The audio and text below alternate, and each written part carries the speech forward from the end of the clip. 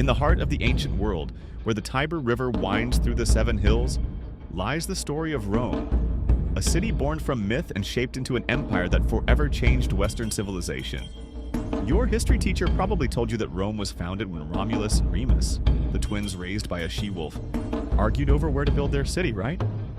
Well, that's true, at least as far as legend goes. But there's more to the story than just the famous twins. I'm here to take you deeper, to explore the lesser-known origins of Rome, origins that trace back even further to the ruins of a fallen city far from Italy. Did you know that Rome had ancient ties to Troy? Yes. That Troy, the city where Helen was taken, or kidnapped, by Paris, the one that fell to the famous Trojan horse. Let's dive into the full history of Rome. Aeneas, a Trojan prince and son of Anchises, and the goddess Venus, or Aphrodite in Greek mythology, fled the burning city with a band of followers. He had dreams of rebuilding Troy, but there was a problem. Juno, or Hera, queen of the gods, despised the Trojans. But why? Long before the fall of Troy, a dispute arose among the goddesses, Juno, Venus, and Minerva, or Athena. The cause? A golden apple inscribed with the words, "For the most beautiful," which the goddess Discordia, or Eris, had thrown into the banquet of the gods. To settle the dispute, the goddesses chose a mortal judge, Paris, a Trojan prince. Each goddess tried to bribe him. Minerva offered wisdom and victory in battle. Juno promised wealth and power. Venus tempted him with the love of the most beautiful woman in the world. Paris, unable to resist the offer of Venus, chose her. And that woman? Helen of Sparta, already married to King Menelaus. Paris's choice set off a chain of events that led to the Trojan War, and Juno never forgave the Trojans for Paris's judgment. Even after Troy's destruction, she sought to prevent Aeneas from rebuilding his homeland. Aeneas and his followers set sail across the Mediterranean in search of a new home. They landed first in Thrace, modern-day Bulgaria, but their former ally, King Polymnestor, had betrayed them to the Greeks. Seeking guidance, Aeneas visited the oracle at Delphi, who directed him westward to Italy. However, a mistaken stop in Crete delayed them, and Juno took the opportunity to stir up a storm, forcing them onto the shores of North Africa. In North Africa, Aeneas encountered a group of Phoenician settlers led by their queen, Dido. She had fled from the city of Tyre after her brother, King Pygmalion, murdered her husband. In Tunisia, she founded the city of Carthage. With the help of Venus, Dido fell deeply in love with Aeneas. Juno saw this as an opportunity to keep him from reaching Italy. However, duty called, and Aeneas left Carthage, breaking Dido's heart. In her grief, she cursed him and his descendants, vowing eternal enmity between Carthage and Rome, a foreshadowing of the Punic Wars.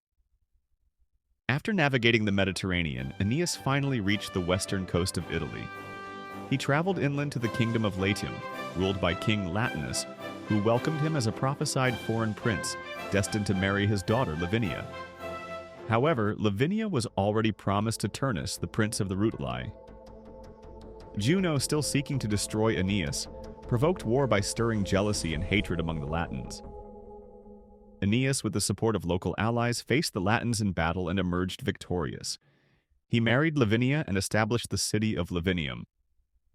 His son, Ascanius, later founded Alba Longa, the predecessor of Rome.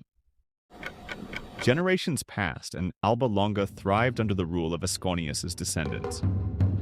Eventually, King Procas had two sons, Numitor and Amulius. As the elder, Numitor was the rightful heir, but his ambitious brother Amulius usurped the throne, exiling Numitor and killing his sons. To prevent any future threats to his rule, Amulius forced Numitor's daughter, Rhea Silvia, to become a Vestal virgin, forbidding her from having children. But fate intervened. Rhea Silvia was seduced, or according to some accounts assaulted, by Mars, the god of war, and gave birth to twin boys, Romulus and Remus. Amulius, fearing the twins might challenge his rule, ordered them to be drowned in the Tiber River. Instead, the basket carrying the infants washed ashore, where they were discovered by a she-wolf who nursed them in her cave. Later, they were found and raised by a shepherd named Faustulus and his wife.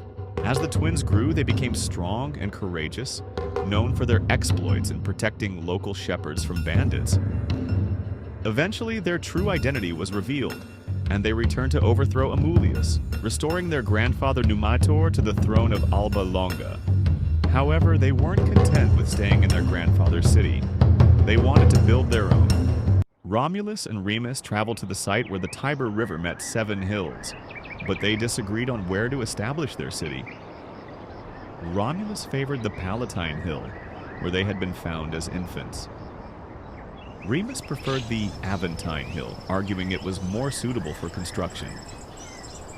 To resolve the dispute, they turned to augury, the practice of interpreting omens through the flight of birds. Remus saw 6 vultures first and declared himself the winner because he saw them first. However, Romulus later saw 12 vultures and claimed the right to choose the location, arguing that he saw more vultures. An argument broke out, and in the heat of the moment, Romulus killed Remus. With his brother gone, Romulus founded the city of Rome on April 21st, 753 BC, naming it after himself. He established laws, a senate, and invited people from surrounding areas to join the new city, laying the foundation for what would become one of history's greatest empires. Hey, did you know it only takes a second to hit that like and subscribe button, and it won't harm a thing?